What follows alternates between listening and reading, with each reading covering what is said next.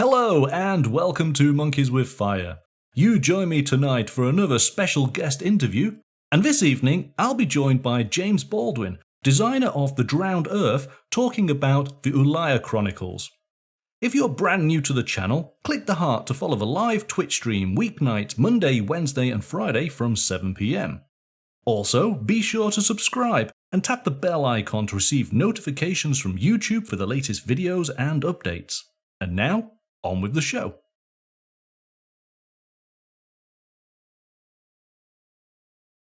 Okay, so good evening, James, and welcome to Monkeys with Fire. Thank you very much. It's great to be back. It's been a while. It has indeed, and of course you've been incredibly busy since we last spoke. Yeah, that's definitely true. There's always lots of stuff on, but especially at the moment. Right. Now, we've just had a massive raid. We've got lots of people new in on the channel. For those who are not familiar with The Drowned Earth, why don't you give us a quick sort of elevator pitch of what is The Drowned Earth?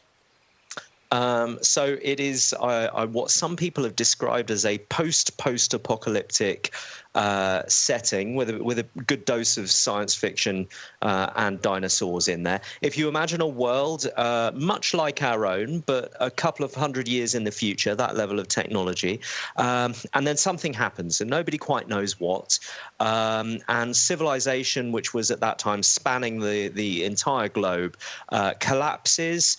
Sea levels rise, the climate gets out of control, gets much hotter, and paraphrasing, this isn't exactly what happens, but if you imagine all the dinosaurs escape from Jurassic Park and find themselves in an environment over the next few hundred years as this climate change kicks in an environment which is much better suited to them. It's much more like the one that they actually evolved in the first place. And so now we are, at least 500 years beyond the point of the sort of apocalypse, hence the post-apocalypse nomica. And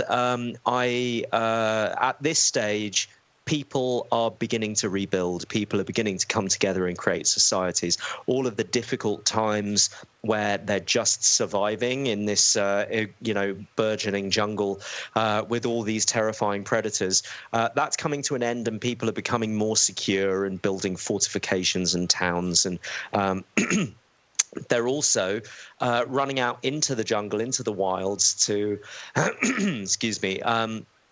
to investigate the ruins and find out what's going on there, whether they can find any technology which still works many hundred years later, whether they can find information, scientific knowledge, all of these kinds of things. And the conflict of the world now is really whether people who are discovering this knowledge are using it for their own selfish ends, to get power and leverage over other people, or whether they are using it to benefit society as a whole.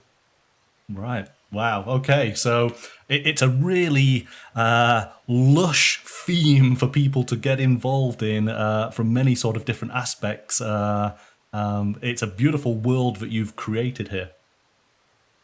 Thank you. Well, that's really almost, I would say, the game was the vehicle to get the world out there. I tried to world build in the past, and I'd done a little bit of it, but I'd never stuck at it. And I realized that the reason why is because there was no purpose to it. It was just world building for the sake of world building. And so creating the game really gave me that focus, where I could concentrate on something, and I needed it to happen. I needed to write the world, and it worked out nicely. And there are lots of fun bits, but one of the most fun parts, and the part that I get to do the least of nowadays, really, unfortunately, is writing fiction and writing, background and developing the world more. I do a bit of it, but not nearly as much as I'd like. And actually, that's one of the nice things about Kickstarter. It will free up some of my time and enable me to do a bit more of that, I think. Excellent. So, since you mentioned it, so of course you have designed the Drowned Earth, and of course this was the initial skirmish miniature game, and you launched that on the Kickstarter. Do you want to just tell us a little bit about how that initial launch was for you, how it went, how the community reacted to it? Well, so that was about 3 years ago, and well, the Kickstarter was it ended 3 years ago. It was in April 2017, and I think I'd spent quite a lot of time realizing I was coming completely cold to a marketplace where nobody knew who I was, and I didn't have any track record or anything like that. And so I concentrated on building community a lot before the Kickstarter and trying to raise interest and get people involved. And play testing, of course, is a huge thing. The Kickstarter itself did way better than I thought it would do. I think the final figure was nearly 46,000 or something like that, and the initial funding goal was 5,000. So it massively exceeded my expectations. And since then, we have slowly but stably grown a really sort of active and lively community, which is a real joy to be a part of, really. Okay. And I know that we've got quite a few members of that community in the chat tonight who have supported the Drowned Earth and all of its releases since that initial Kickstarter. And you've had quite a few models coming out of late, haven't you? Yeah, not as many as I would like. That's still something that I'm working on in terms of trying to get that regular release schedule. I've done it kind of piecemeal when I've been able to, and we've always been working on things. But one of the difficulties, I won't get into the boring business side of things, but one of the boring and difficult things about any new business is cash flow is always a concern, and you have to make the choice between making sure that everything's in stock on your website, or hiring a sculptor for the next sculpt, and those kinds of decisions to begin with, until you begin to get that momentum, and we're starting to get there now. Those decisions can be difficult, but I've kind of erred on the side of always trying to have everything in stock and being a bit slower with the releases. But they're speeding up now, and again, one of the great things about Kickstarter is that there's about to be a really significant injection into the range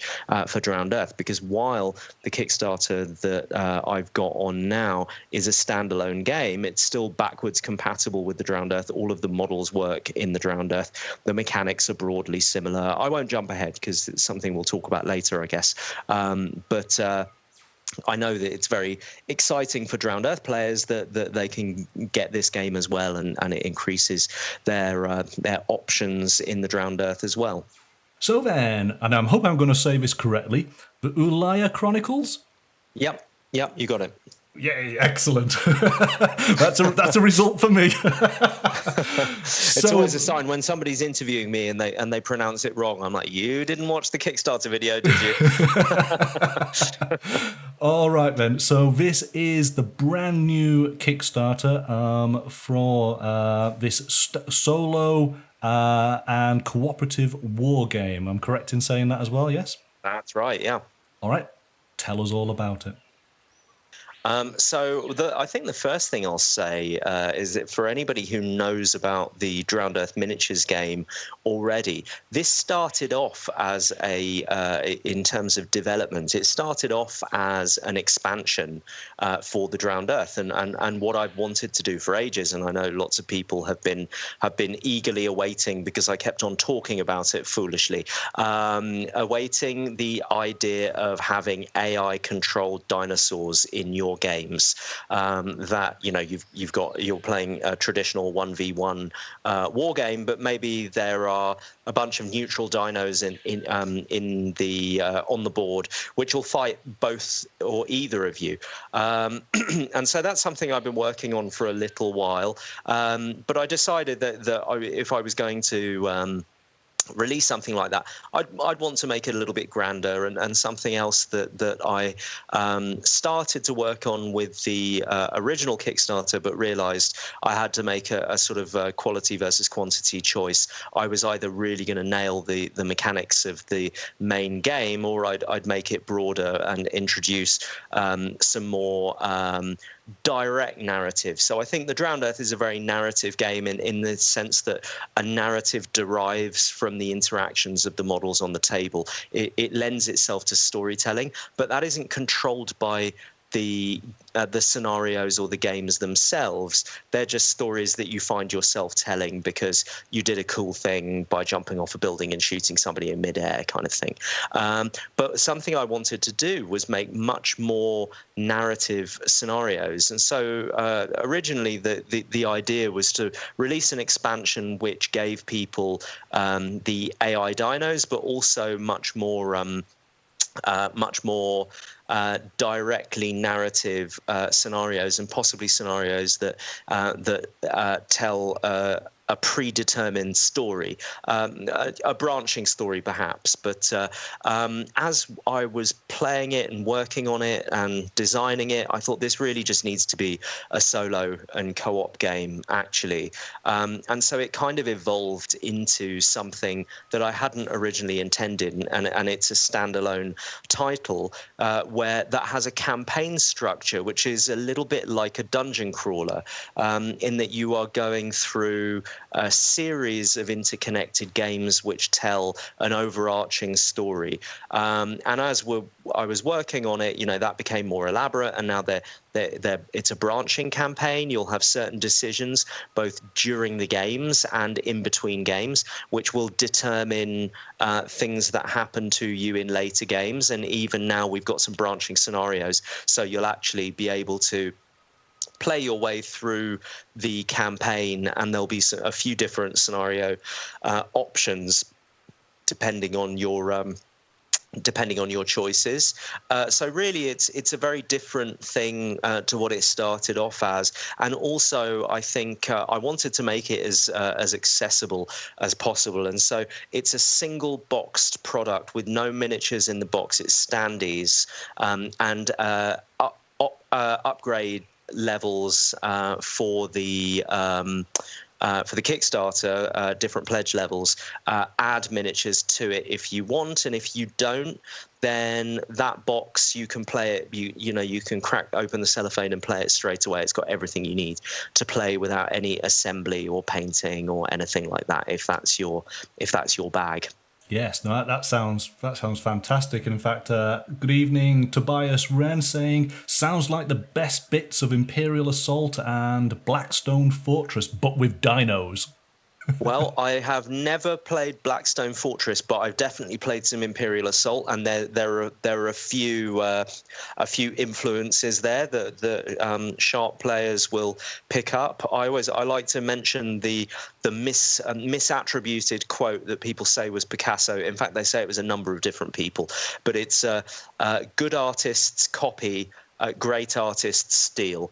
And I definitely thieve mechanics from all sorts of games when I'm designing, and I'm completely unashamed about that. Excellent. Kathy is saying that the whole thing sounds like so much fun. So we're definitely getting a few thumbs up here already. One thing that I have recognised with the Drowned Earth as a whole is the level and the quality of the artwork that is produced is absolutely phenomenal. And I can't help but take a look at the scene around you, where we have some figures standing on some... They look like warheads to me. I couldn't possibly confirm or deny, because I like these images. This is the title image of the game, and I like these images rather than explaining them too much. Just telling people that these are all scenes that you might encounter over the course of the campaign, and leave that to people's imagination. There's a few little Easter eggs here and there that you might see if you look carefully. Okay, so guys, we start scrutinizing all the graphics. you never know what we might reveal, yes, and then we'll press James on them. So again, we've got this beautiful piece of artwork here. Tell us a little bit about this, maybe, and how it fits into the game. Okay. Well, so this is a baryonyx. It's not very often you get to be patriotic about a domestic British dinosaur, but this is one, and it's basically I think they're Spinosaurus family, a little bit smaller. They don't have the sail back. This is something that you could end up encountering in the game. There's an enormous standee for this girl, she'll come in at an integral moment in the plot. But I really like this one. I as far as the artwork is concerned, I think most of the ones that you've got, in fact, all of the ones for this campaign are all by the same artist, and we've worked quite closely together on really sort of refining his style, which I love already, to be Drowned Earth appropriate, and he's really knocking them out of the park now. I think there's something really beautiful and atmospheric about the sort of shafts of light that you've got there, breaking through the canopy, illuminating the figure who's just filling their canteen, and suddenly surprised by this horrible monster. Yeah, but I mean, we say horrible monster, and yet the range of colours, the bright yellows and blues and reds, I mean, it is beautiful. Yeah. No, it was really difficult for me to decide whether this or the previous one were going to be the title image of the game. This was a contender, and hopefully, I think today we just unlocked breaking up the rule book. So rather than having one fat rule book, we've got it broken up into two, which will be a bit easier to read, because one side you've got the campaign log and the other side is the actual rules. The great news for me is that I now then get to use this as a title image for one of those rule books. Oh, so we just got to enjoy just beautiful dino art. Yeah. I mean, wow. So which dinos are these then? Okay, so well, they're both influenced by real life dinos, and the one on the left, but of course they've got Drowned Earth names, and the one on the left is called a Sinoraptor, and the actual dinosaur that they are influenced by, or they take their influence from, was a really interesting fossil, Sino, so found in China, of course, and they had these strange grooves on the inside of the teeth, and scientists were trying to work out what they might have been, what they might have meant. And the only animals alive now that have these grooves on their teeth are venomous snakes. And so the idea is that this dinosaur would have been a venomous dinosaur. So ours certainly are. But Sinoraptor is a kind of bastardization of the actual scientific name, which I'm not even going to begin to pronounce, because it's one of those with about 8 syllables in it, beginning with Sino. But the opportunity to make fun rules for venomous dinosaurs with a venomous bite, was too good to let up, and they're a really cool looking animal as well. Yeah. And so the dino on the right then, which is, the one on the left is very bird-like in its appearance, whilst the one on the left is a bit more sort of lizard-like, I guess. That's right, yeah. So the one on the right is a Magnosaur, and they're a bit bigger. So anybody who knows the existing range will know how big our Utahraptors are. These are the same size. It's roughly roughly horse-sized, so they're 40mm base models instead of the 30mm models that our little dinos are. Right. Beautiful stuff. Love it.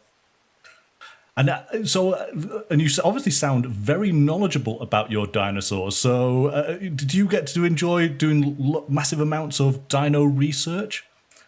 Are you like Dr. Grant now?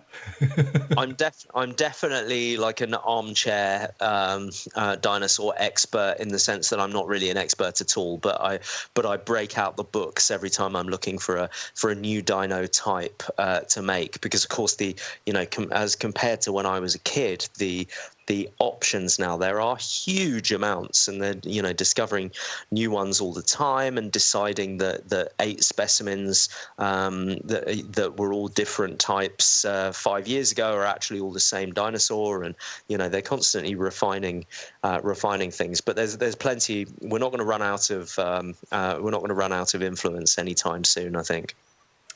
So here we go then. So we now get to see a beautiful render of these Sinoraptors, and wow, they are lovely. Yeah, cool, aren't they? Yeah. I mean, all those feathers to be painted up, and of course we've got an example of the beautiful colours. But of course, I suppose as for miniature painters, we can pretty much, the sky's the limit, isn't it, as far as the colour palette on these characters?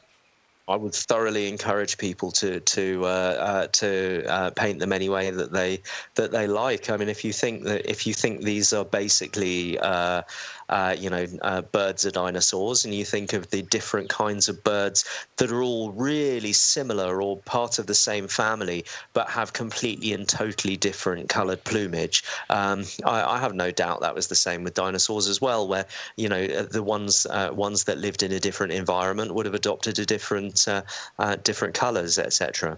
But I like, because the game is basically set in a giant jungle. My personal preference is for kind of crazy tropical bird parrots and birds of paradise and sort of insane color schemes like that. They're fun, but some people paint them in much more. I mean, it's silly to talk about unrealistic when you're talking about dinosaurs. We have no idea what they really look like in terms of color, although that information is beginning to come out in some fossils apparently. But yeah, more realistic in terms of more earthy and more camouflaged color schemes also look great. And I always enjoy when people post photos on Facebook of their painted models, and they've gone for something really different to our sort of conventional scheme. Right. Lornor is just commenting, saying that these are lovely in Nando's piri piri sauce, apparently. No doubt. You've got to catch them first, though. Tobias is saying murder turkeys, so I think the fans have already got affectionate names for them. Yeah. Right, so here we go. We have what I believe is the game board. So maybe let's talk a little bit about the game then. Let's build from there. Sure. So it is very much a miniatures game. It has, its core DNA is from the Drowned Earth. The dice mechanic is almost identical. There are a few tweaks just to keep it, to simplify it and to handle the dino reactions in an elegant way. But effectively, this is one of 2 maps. We've unlocked a second one, which I haven't commissioned the artwork for yet, but it'll be more of a kind of cave interior type of environment. But each of the scenarios is played on this board, which will come. It's a just sort of poster material mat. It's a little bit smaller than the Drowned Earth board. Drowned Earth is played on a 36 by 36 inch playing surface, whereas this is 32 by 24. And we have scenery tiles, which we mentioned Imperial Assault before. The same artist that did the Imperial Assault tiles is doing our game tiles, and he's a really incredible artist. I had an interview with him last week, which I haven't edited yet, but I'm going to post it up as a Kickstarter update quite soon.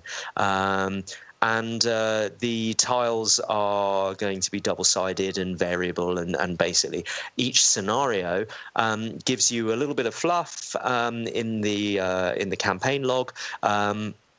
Gives you a setup diagram, and the reason why we've got these crosses and dots and like a ruler along the edge of the board is for ease of placement of the tiles without actually having to measure them carefully. You should just be able to eyeball them by looking at the diagram, carefully, and then you're away. So basically, the idea is that you should not have to learn, all of the scenario rules before you play.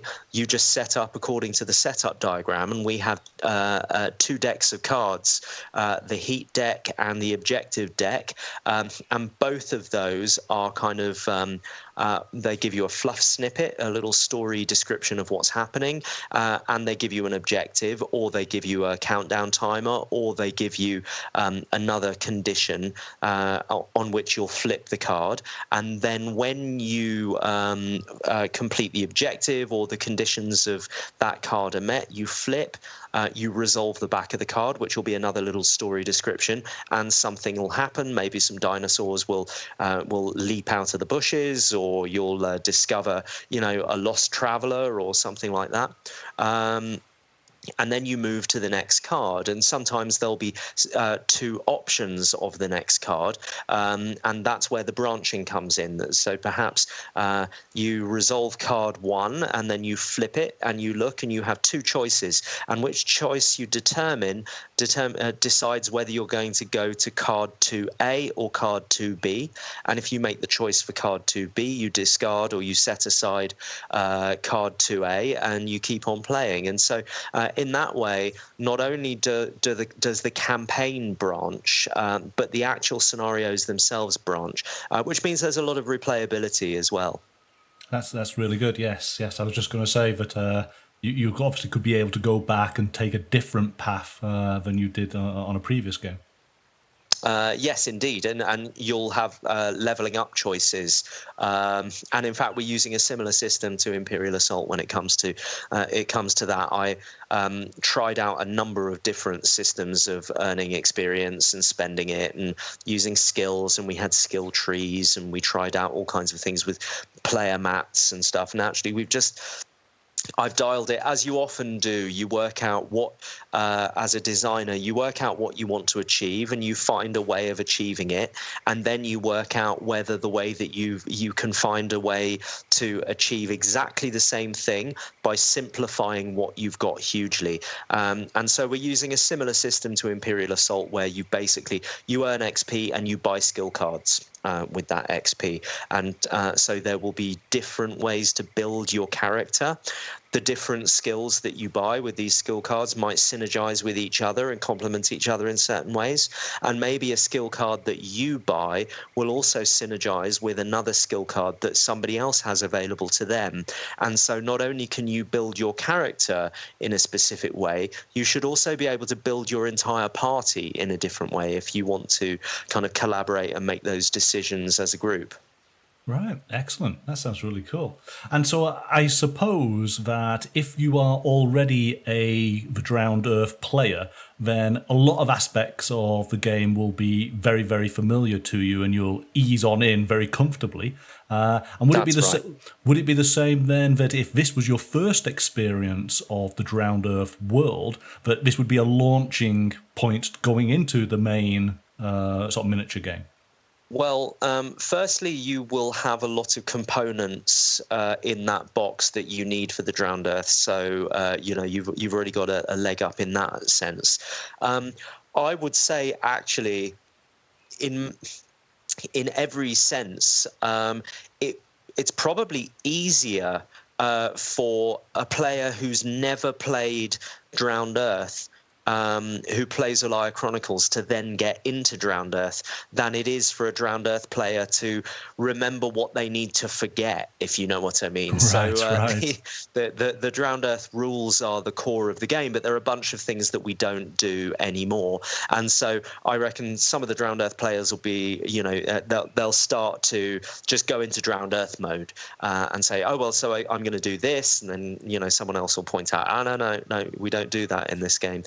things like rolling blunders and what have you. There's no blunder mechanic in the Drowned Earth, so you might find yourself rolling a double and then thinking, whoa, that's a bad thing. Oh no, I remember actually in this it isn't.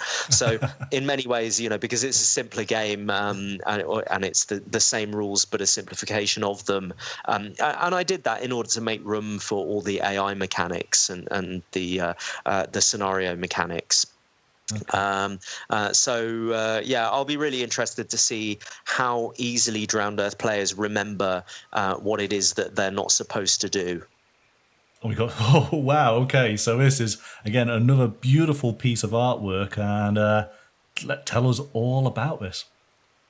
The Ulaya Chronicles is the name of the Kickstarter, but Ulaya Chronicles is the name of the game system, not the actual title of the game. The title of the game is Ulaya Chronicles Raptor Claw Island. And so, the implication of Chronicles is that to begin with, I was hoping, whereas now I'm fairly sure. This is going to be the first of a number of Ulaya Chronicles, and this one is called Raptor Claw Island. What we are looking at now is Raptor Claw Island.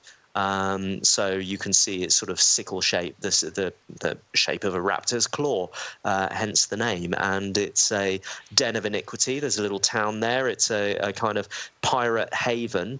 And in the middle, there's something going on that I won't talk too much about there. But you've got a bunch of old skyscrapers poking out of the water there, and this is it's an illustration of the place on which the story will take place, and the sort of title of the chronicle. But it also kind of serves a little bit as a map to orient you when you play a scenario in a particular area. You'll be able to know which exactly where on this image you are and what you're doing, what the environment is like, that sort of thing. Right. I mean, the art just feeds your imagination, doesn't it? I mean, I'm looking at the image. There are so many points of interest that I would love to sort of start, pressuring you to give me more info on, but I know that you're not going to. It's like, what are those things over by what appears to be a volcano, and is the volcano dormant or active? There's just so much. There's so much. A lot of questions there. But so when I actually commissioned this piece of art, this was going to be the title image, and I love it, and it could easily have been, but just some of the others were so much more. I guess this is intriguing, but I don't know what to say without sort of sounding negative, and I don't want to sound negative about it because I love it. But it became clear that this is a kind of utilitarian piece because it does exactly all the things that you described. You're going to look at it, and there's lots to look at and think, what's that, and where's that, and what's going on in that town and what have you. But it doesn't really evoke the story. It's just the setting of the story, if you know what I mean. Whereas sure. the title image that we chose, and then the image of the baryonyx, both of those are things that happen in the story, and so it felt more appropriate that we'll use this one in the rule book really to keep on, or at least in the campaign log. We only unlocked that today, so I still haven't sort of mentally adjusted yet. But we'll use this to orient people and to show them where they are and where they can go. So, I mean, did you sketch out an initial sort of design for this and then give it to your artist? Did you already have something in mind as to the layout? Well, yeah. I mean, I basically torture my artists with really terrible sketches and say, so can you just pretend that I'm good at art and copy this, but decent. Better. Preferably better, yeah. Imagine, channel my idea here and do it. And this one, usually I'm very, what's the word? I'm pretty liberal about it, and this is an influence, this is an idea. With this one, I'm like, no. It has to be exactly like this. The camera angle has to be exactly the same. The proportions, everything, because it's important to sort of communicate the scale of the island. How big is it? And you can see that town there, and you've got little, tiny little buildings. You can't really see them individually, and those things out in the water are boats. So that should give you some sense of scale. You've got the skyscrapers there as well. Of course, it's important from the point of view of telling the story that the illustration is accurate. So, and I mean, having the full rule book of the Drowned Earth miniatures game, there's a huge section that is wonderfully written and illustrated that tells the reader all about the world and the world building sort of part of it that sort of described it right at the beginning. And we got the various factions living in different sort of areas. Would people who already have the rulebook, would they be familiar with the area where Raptor Claw Island is situated, or is this something completely new? They would be very cursorily familiar. So it is not a part of the world that I wrote about in detail. I alluded to it. It's on the map, or at least part of it is on the map. So there's more to learn. Something that I'm kind of struggling with. So we've done outrageously well in the Kickstarter. I'm really bowled over. I was expecting this one to not do as well as the first. And I'm now wrestling that Kickstarter creator instinct to just overpromise, because we've unlocked a whole load of stretch goals, and it would be really easy to start piling things up. And I have to remember that I'm not Cool Mini or not, and I don't have an army of employees, and all of these things that I promise, I have to do them. I mean, obviously not the artwork and the sculpting, but when it comes to writing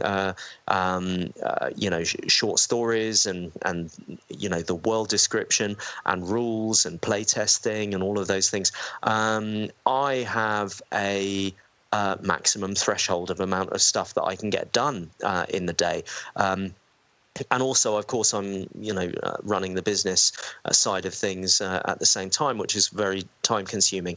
And so I need to be a little bit conservative about how much I can promise. Why am I saying all this? The reason is because I don't quite know how much room there's going to be in the rule book for extra fluff, but I hope that there will be at least some, and that I will be able to allocate time to doing this part of the world the justice that I've done to some of the other parts. All right, so we're now sort of zooming on in to one of those boats, possibly in the harbour, possibly getting closer to those ominous peaks of skyscrapers jutting out of the water. Well, anyone who knows what kind of animal's skull is on the prow of that boat definitely earns 10 points. But the sort of I really love this one in particular because of the light, and I think everything that Gustav did could have been a title image for the game, really. And also, everyone you show me, I'm like, oh yeah, that's one of my favorites. But they all are. But this sort of reminds me a little bit of Constable or Monet, or with the light playing on the water and that really, really strong sense of atmosphere. The light shining through those clouds. I'm really very keen on it. But yes, this is definitely a pirate ship. And you will notice that not only are there kind of junk style sails, there's also a chimney. Yes. Some of these boats are also steam powered. I do like the style of the boat. Yeah, and that does, again, it's very evocative. It gets your imagination going, doesn't it? And you start thinking of, well, okay, what type of people are captaining and crewing this vessel? Yeah. It was something that I thought quite a lot about, what's the sort of aesthetic, and of course, in a post-apocalyptic world, the aesthetic can look very eclectic and very sort of cobbled together. And I think it's important to remember with the Drowned Earth that the apocalypse was quite a long time ago, and most of the things that people are interacting with on a daily basis are made new, and they're made with reasonably primitive technology. Lots of things are handmade by skilled craftsmen, and there's also that tendency with the post-apocalypse to make everything look like it's been bolted together by a 5-year-old. I don't think that's the way the apocalypse would look. I think that people didn't suddenly forget how to be good at things, and human beings are skilled carpenters and architects, and they understand engineering and things like that, and that's not something that would easily be forgotten. So I like the idea of having that fusion of using materials from the past, but not just bolting things together willy-nilly. So here we go then. We now have an example of potentially who might be crewing that vessel. Do you want to tell us a little bit about these characters? Okay, well, these are 3 of the Corsair models we have on the Kickstarter page. You can see a few more because we've managed to unlock the entire faction, and in addition, an alternate leader. So these are the Corsairs, the pirate faction. There's some interesting stories going on within this faction that will be revealed as you play the Raptor Claw Island campaign. You'll understand a little bit more about it. For example, why there are 2 leaders and who's most loyal to who. But on the left we have Jay. He's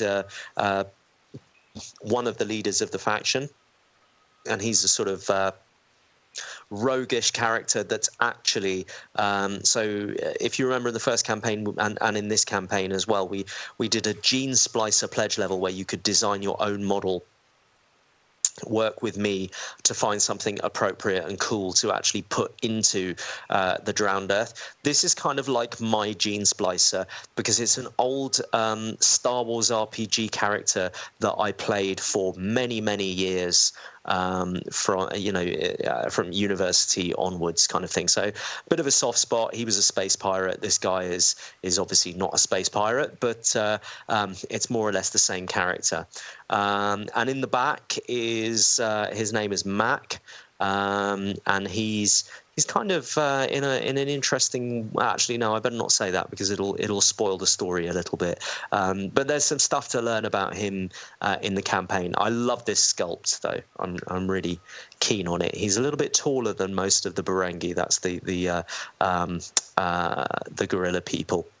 Then on the right, he's a big monkey, so I like him automatically.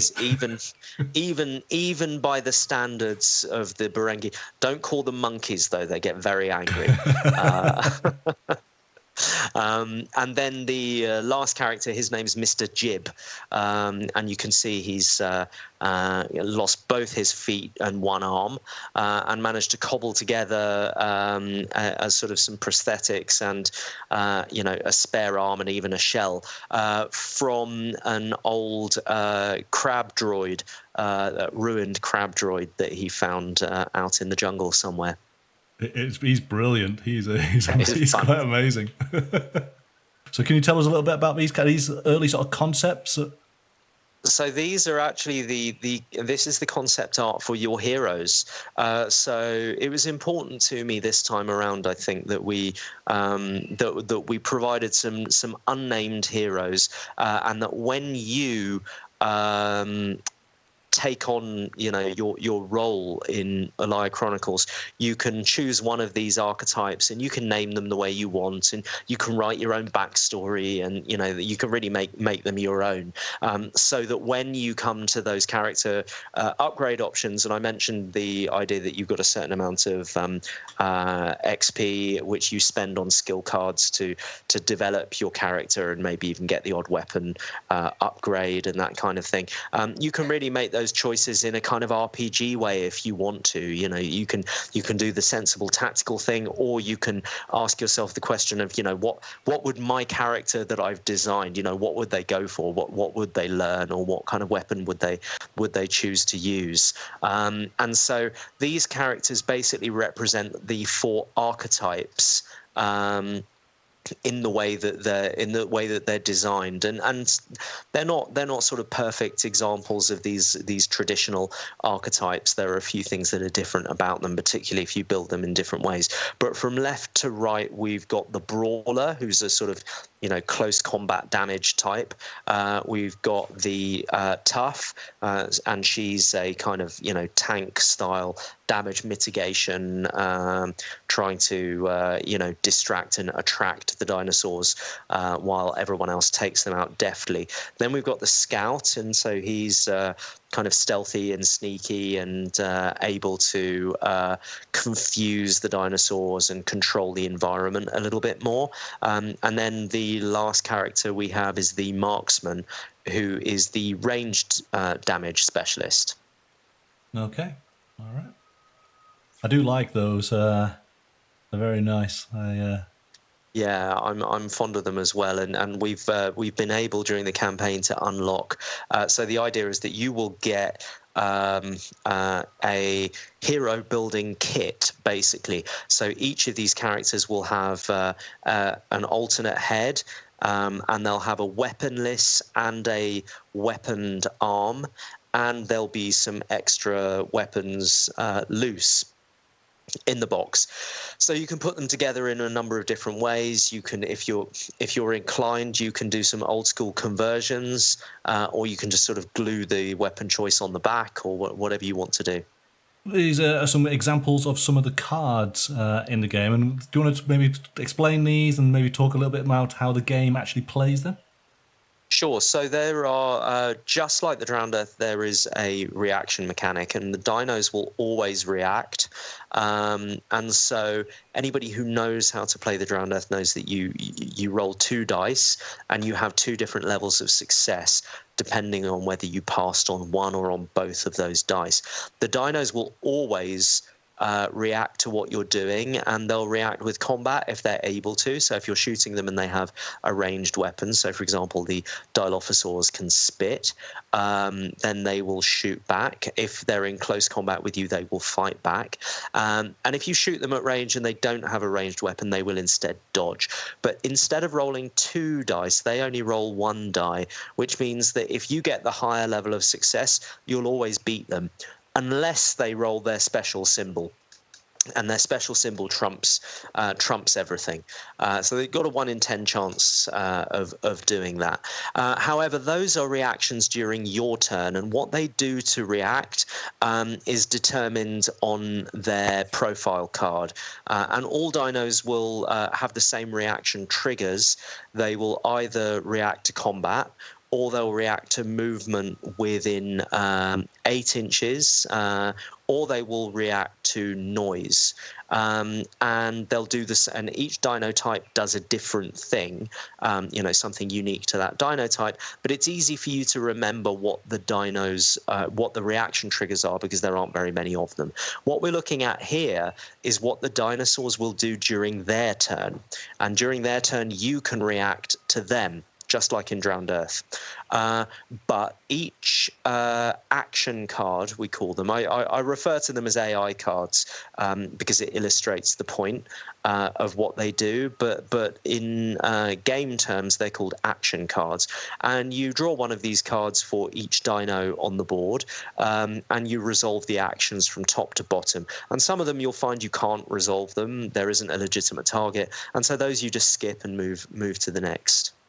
Right, okay. Well, that's quite easy to sort of play out. And so are these part of sort of separate decks for the different dinos that are on the board? Or Indeed, yeah. So the idea is that, you know, having, and I don't want to rag on any other games, but I think there's something that a lot of games that have this kind of AI system don't do very well, is differentiate between the different types of enemy and make them behave in ways which are sensible and appropriate for that type of enemy.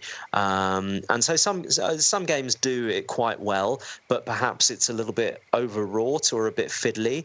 And then the games, I think, which do it really elegantly, you don't have that depth. And so what I've tried to do is strike a balance between those two things where they're not fiddly. It's what we're looking at, they might look a bit overwhelming the first time you look at them, but you've got a little reference card with what all the symbols mean. And watching people who've never played before playtest, what typically happens is that the first 2 or 3 cards, they take their time over and they look up the symbol and work out what it is, the same way that you do with any game when you play it for the first time. And once they've resolved about 3 cards, then they really just start to get on with it and just read those symbols like they're plain English. But basically, each symbol is a different action. So, and they're intuitive. So you don't really need to memorize them. You need to remember that the target symbol is ranged combat, and the fist symbol is close combat, and the little foot is movement. It's so it's not rocket science. But something that it does is they're not very text heavy, which makes the cards very easy on the eye and pretty quick and easy to resolve, I think. Okay. And so as a player, once you've had a couple of encounters with a dino type, you can start to learn their sort of reactions and attack patterns maybe, yeah? Yeah, so what I've tried to do is make the decks not predictable but not guessable. So you don't really know how the dino is going to react, but if you understand its general personality and mode of behavior, you can guess at a few things that it will probably do. So the Dilophosaurs, for example, try not to get into close combat. They try to maintain a certain level of distance from you and shoot you from range, and they will try where they can to get cover. Whereas the Utahraptors are, they will stick to cover, but they're coming for you all of the time and really trying to get into base to base as soon as possible. Dilophosaurs might react badly to noise. They generally run away from it. Other types of enemy will run towards it. And so, there are these other things that you can do, creating noise on purpose to try and steer the course of the dino movement, to clear them away from where you're going, because it's a dangerous world, and the game, fighting these things can be pretty dangerous. And so it's as much about managing the environment as it is about kind of murder hoboing your way through the campaign. You're probably not gonna do too well if that's your expectation for the first few games. Okay. Snowiak is asking, how many cards per dino on average? They are 10-card decks in each AI deck. And it was a moment of, in fact, I will cite my influence. Originally I'd created a single deck for all the dino types, and the symbology on the cards was triggering. They were generic actions, and you had to refer to each dino type's profile card to work out what that action really was. So, for example, it'll say move, and then move and attack, and then you look at the Dilophosaur card to see, what is their move action and what is their attack action. And I was playing Gloomhaven, and that was my way of trying to make sure that the dinos have different personalities. And I was obviously designing within a component limit because I didn't want to make the game too expensive. Right. And then I realized actually Gloomhaven does it just with I think 10 or 12 cards, something like that. I haven't counted them, but not very many. And there's every reason why I could do the same thing. Just keep those card decks small, but have a different one for each enemy type. So what we got there? We got a ranged attack, 8 inches, doing stun. Target if you can see it. Target, that's the nearest model in line of sight. Okay, all right. We got what looks like a claw slash mark. So That does need explaining. That is the alpha symbol. So basically, certain dinos, all dinos have a regular type and they have an alpha type. And if you draw that card for the alpha, it will do that extra thing. And if it's a regular dino, you just ignore that. Okay. And so once that first action is done, then the Dilo is going to then move 6 inches. It's going to move away from the nearest line of sight character. And then stop for... What's the next symbol? That's break line of sight. So it wants to get out of line of sight. Right. And there we go. We've worked through an entire card, and I've not read up on it at all. You didn't even need a reference card. No, it works. It works. Yeah. Yeah, and it should be as simple as that. You know, the different targets, there are 3 different types. You've got the nearest model in line of sight, you've got the nearest model, irrespective of line of sight, and then you've got the nearest wounded model. The wounded model is a blood drop, and the nearest model is a little nose with some sort of scent lines. So the idea being you can either see it or you can smell it. And so if you can't see it, then it's just the nearest model by scent. But you know, hopefully, I think, you know, the eye for line of sight and the blood drop for wounded are very intuitive, and I think the nose probably needs explaining, but once it's been explained, that's also you know, fairly easy to understand and remember. And the other thing worth noting is that here we've got a yellow foot. But there are 3 different colors, and it's a kind of traffic light system of green, amber, and red. And they correspond to symbols on the terrain tiles. And so basically, if you have an amber movement symbol, you can go through an amber or a green tile. If you have a green movement symbol, you can't go through amber. You can only go through green tiles. Red tiles block everything because nobody has red feet on their action cards. But if on a future chronicle we might go to a place where there are flying models, then maybe flying models would have red feet on their action cards from time to time. Ah, excellent. And Snowyak's just saying, looks even more promising than I thought. And I know that Snowyak has backed already. Yeah, I recognise his name from Facebook in any case, and also Instagram, I think. So we have one of those tiles, I think, scenic tiles that you just mentioned, and so would this be a yellow tile or a red tile? So that's a red tile. So you can't. It's a bit difficult to see, but the red symbol in the bottom left, you've got. In the bottom right of the tile, you've got a little matrix. 3B is the name of the tile, so that during setup they're easy to find. And then we've got 3 other symbols below. The left one is the foot, so that's what kind of movement is required to move across the tile, or whether it blocks movement.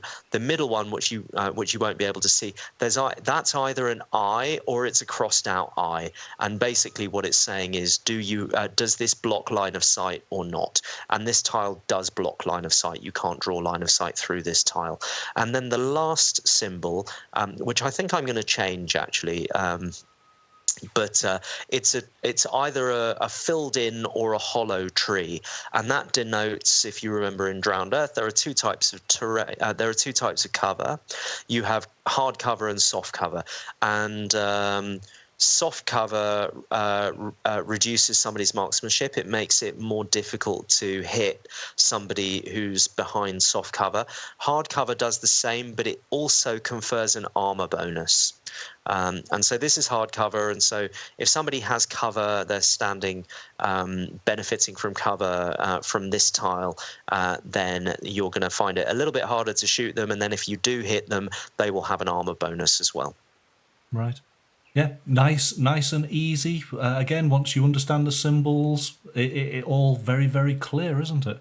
And of course, it's very makes me obvious. wish I'd done it for Drowned Earth, because these are all concepts in Drowned Earth, and they work in broadly similar fashions to Drowned Earth. The line of sight rules are slightly different.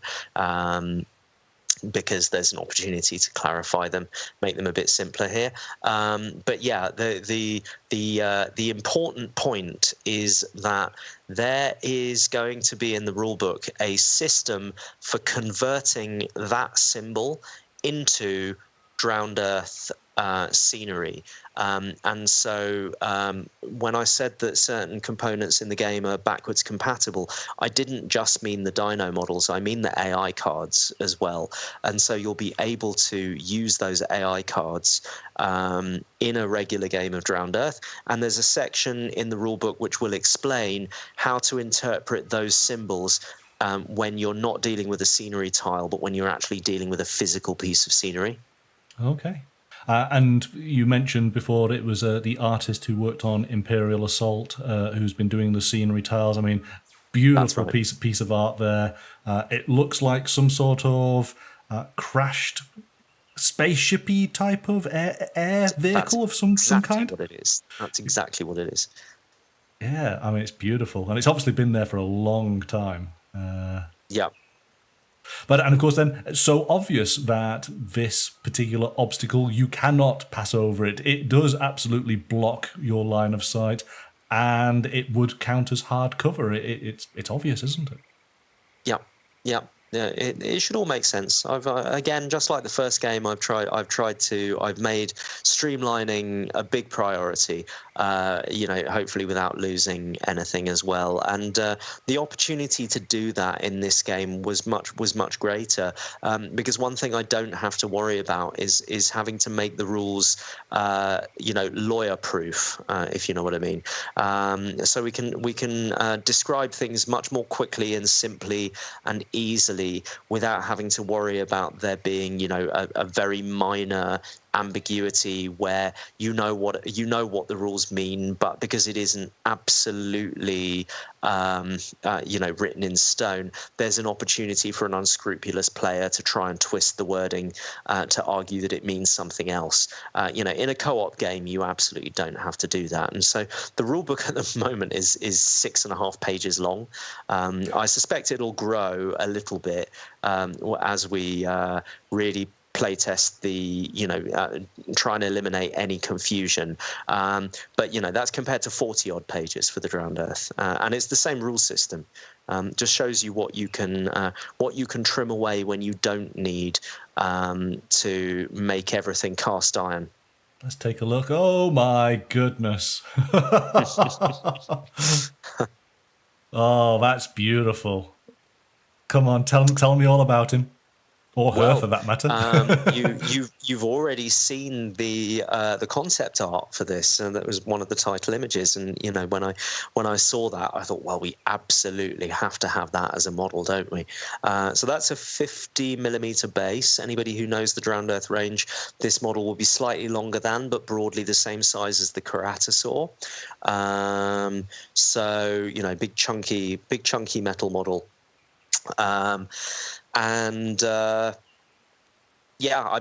Boss fight. I'm not saying anymore. Yeah. No, awesome. But it's not just a mindless fight as well. There's she has an active part in the story. This Dino. All right. Ooh, something to look forward to or to fear in equal measure, I guess. Yeah, definitely both. We got a nice image of the box art there, which again sort of takes that first image of those potential warheads, and we got the Raptor Claw Island logo. Looking nice. Yeah, I'm quite pleased with this, and we're obviously, this is as I've already mentioned, it's a single box product with no miniatures in it, and this box, the basic pleasure level is £39. It'll probably be £49 at retail. We'll have to see. Sorry, my cat's coming to visit. She always has to get in on every stream. The idea being that we've it should pass the Christmas morning test. If you want to upgrade your standees to miniatures, all of them, some of them, totally up to you. That's actually I love that phrase, and that is very important. There are so many times when you're so excited about a brand new game, and you rip the cellophane off, and of course it's those first couple of minutes, isn't it, the most exciting part of it? Yeah. To then suddenly have the disappointment of a massive manual to read and to put all these miniatures together, and the excitement's dissipated before you know it. This sounds like you can get going straight away.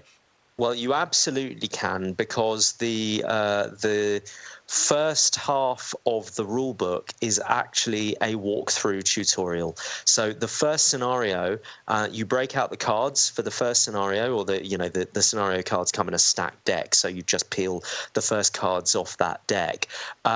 You set up according to the diagram, start reading, and it will guide you through the first half of the first scenario, much like a video game tutorial does. And so you don't even have to read the rules before you start. You learn the rules while you're playing.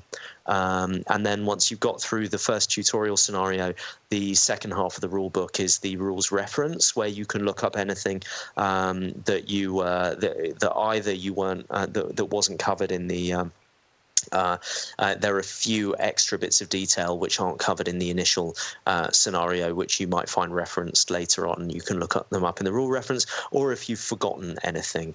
And the other thing is that I think as gamers, we've all got our pile of shame, and we've all got the rule book with dust on it because we bought the miniatures and the rule book and all the rest of it, and we never got around to assembling and painting the minis for the game, and it's a source of guilt.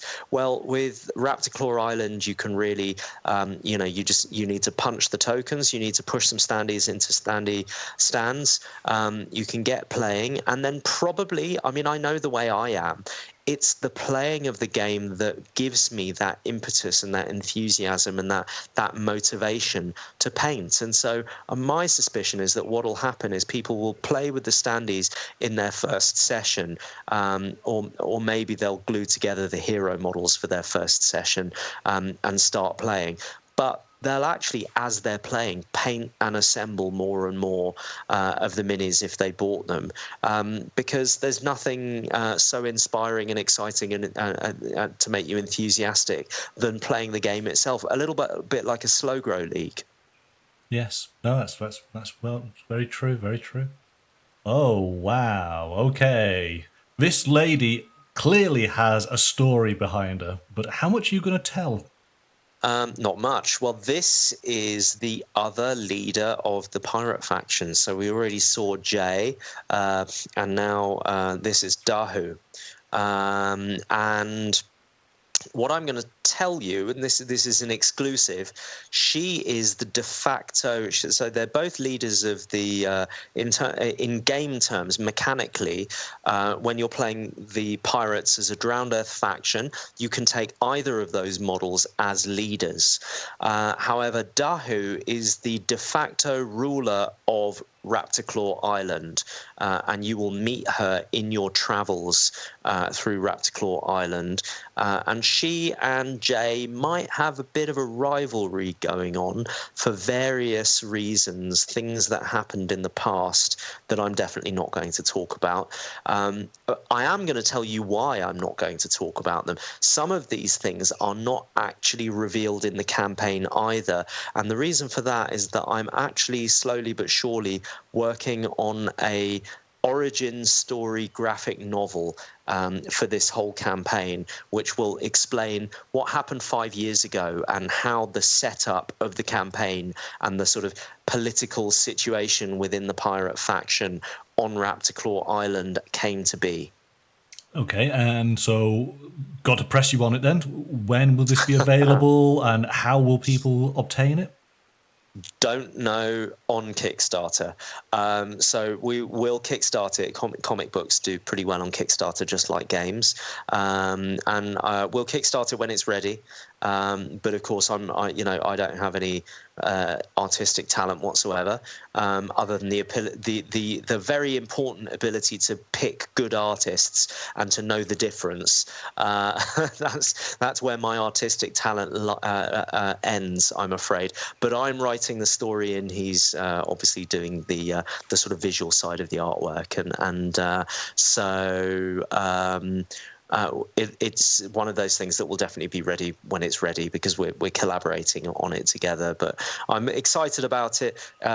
We had to put it on pause while the Kickstarter preparation really started to ramp up. But I'll get back to it after the Kickstarter.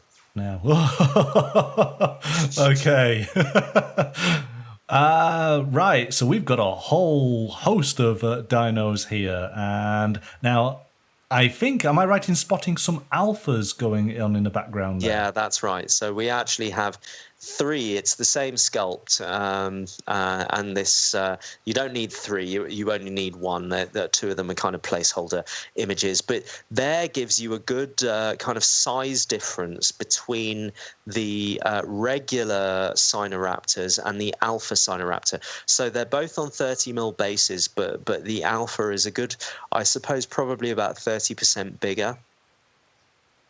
Yeah, no, he's quite. And we got some smaller ones down at the bottom, and I think I've seen those in the miniature game. I think you might even own some of those. I think so. Yeah, they're the Dilophosaurs. That's the one. So yeah, I wanted to reuse some figures from the original game, and one of the reasons, I'm just Muffin's waving hello. In fact, I think she's about to bite me, so I'm going to put her down. Yeah, in the I wanted, for people who don't want to invest, the 170 quid on buying all of the models as well as the game, they might have a few models in their collection already that they can get on with and that they can play with, instead of just using standees.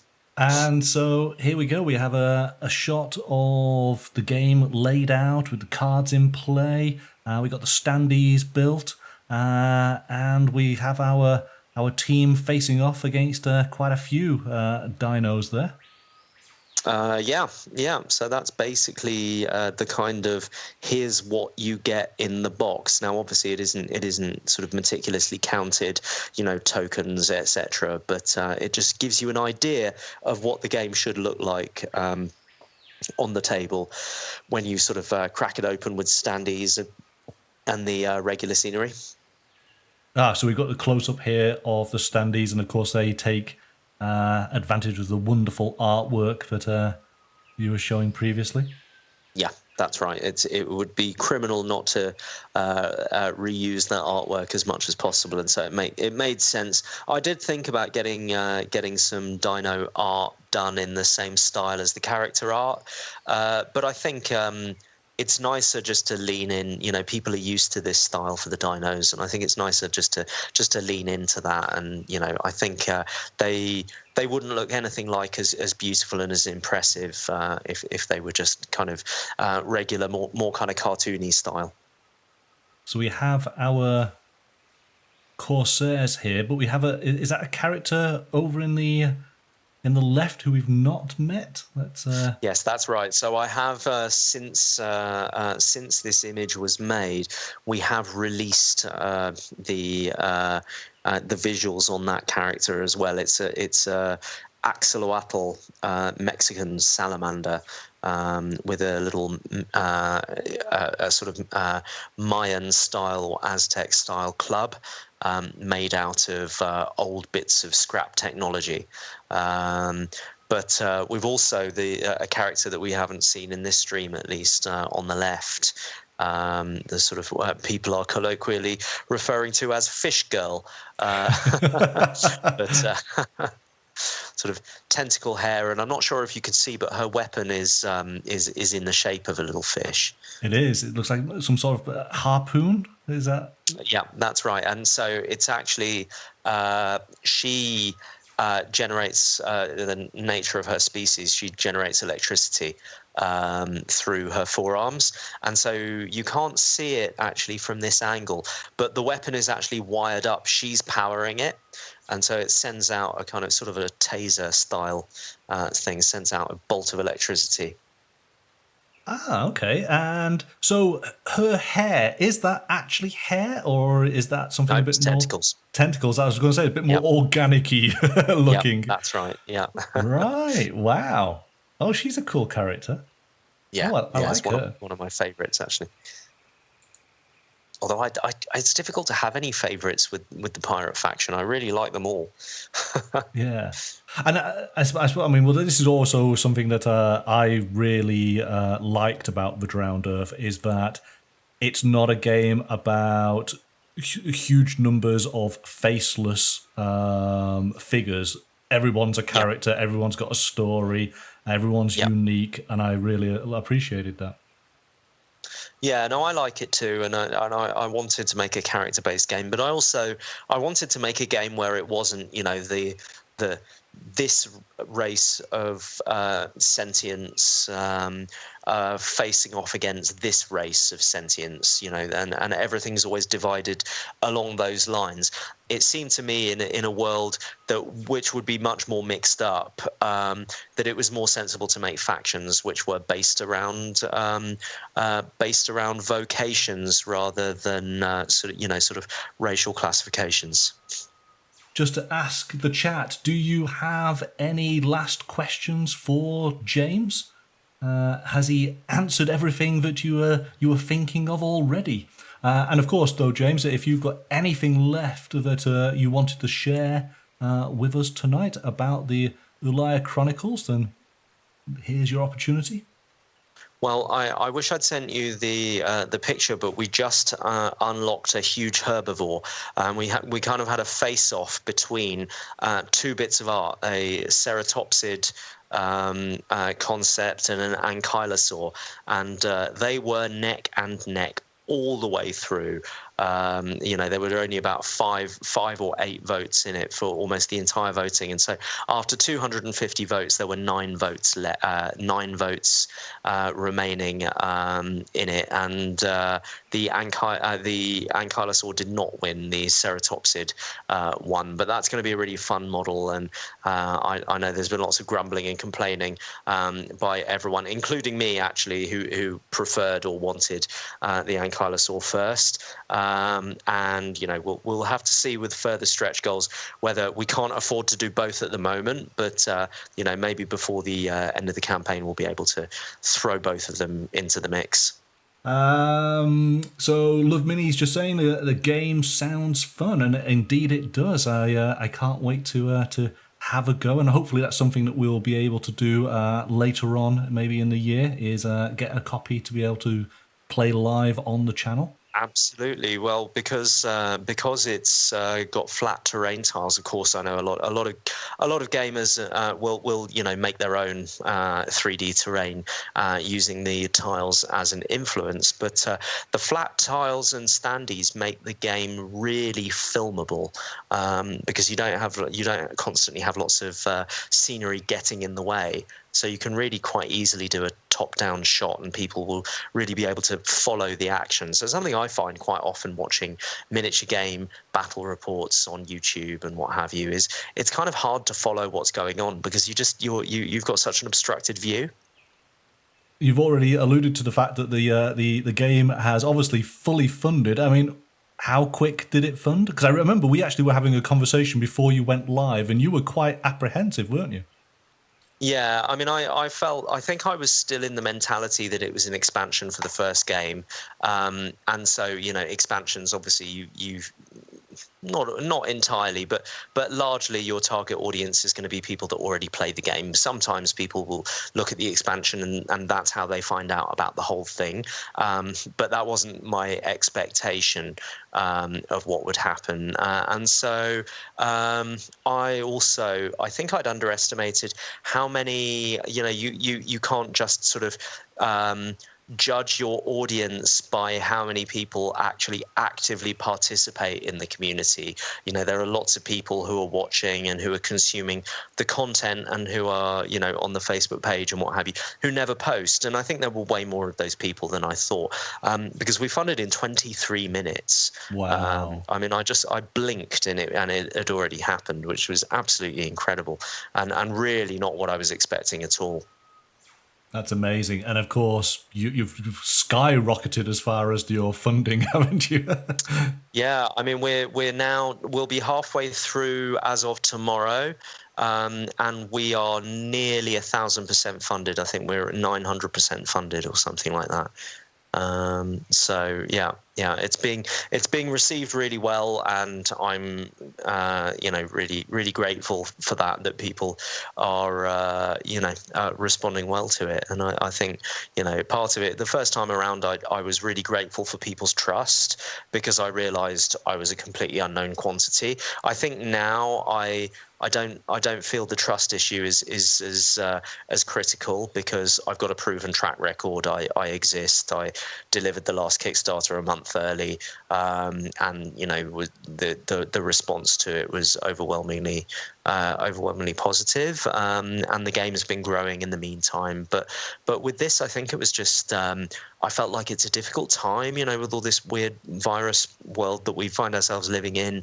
There aren't as many opportunities to get out and play games with your friends as there were. Okay, so Ulaya Chronicles, you can play it solo, so that's an advantage. But of course, people aren't going to get it until, you know, next year sometime.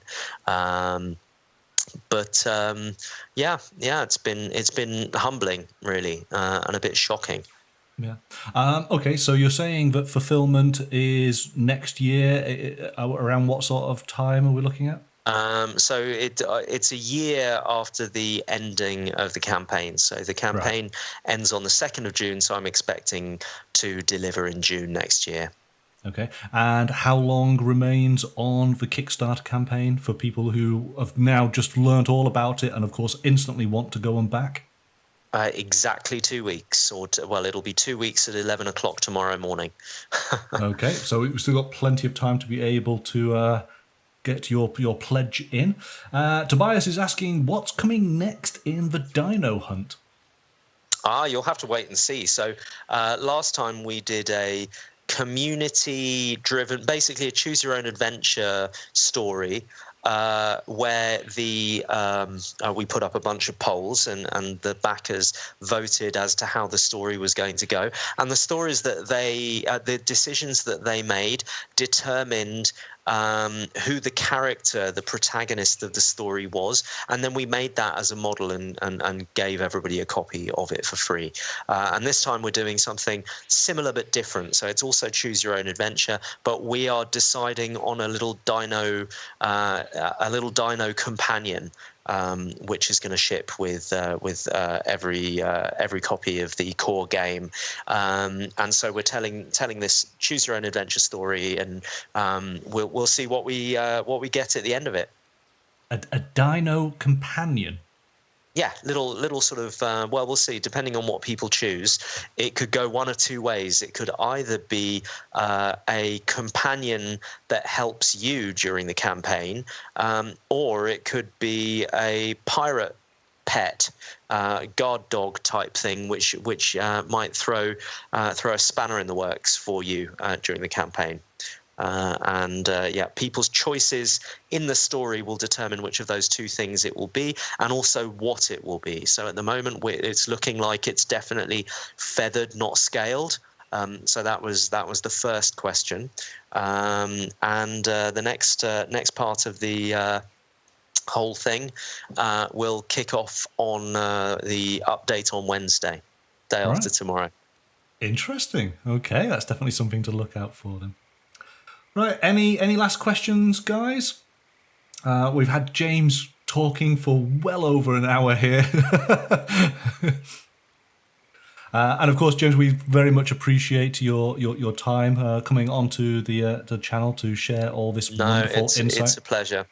It's a shame it's been so long, but no, it's nice to have something big to talk about. No, I enjoyed it last time, and I've certainly enjoyed it this time as well.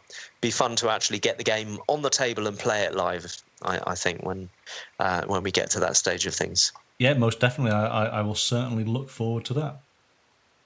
All right, then. Well, excellent. Thank you so much, then, James. Again, it's been a pleasure to chat with you and to learn more about Ulaya Chronicles, which is currently on Kickstarter. Right then, there we go. So we will leave it at that. Have a good evening, everybody. But until Wednesday evening, bye for now.